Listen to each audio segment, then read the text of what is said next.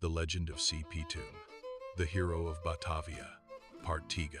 Si Pitung is born. Now Ahmad led a group of 6 young men.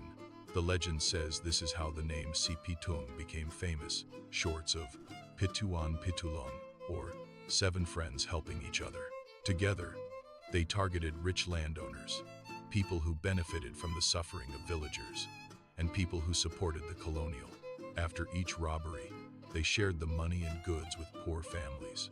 Because of this, many people loved Si Pitung. They treated him as a protector. The rich and powerful were terrified and mad. They reported everything to the Dutch authorities.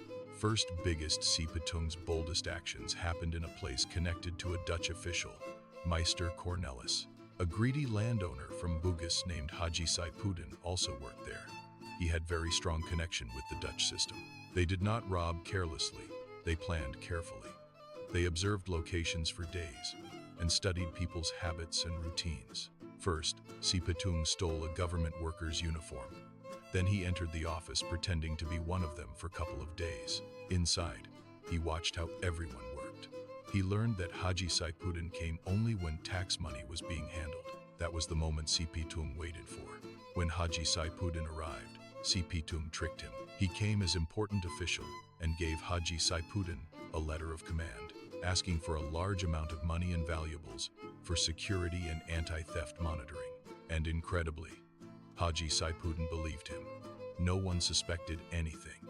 Si Pitung walked away successfully. After that, Si Pitung and his group became even bolder. They targeted other high-risk places too. The Dutch authorities were embarrassed and angry.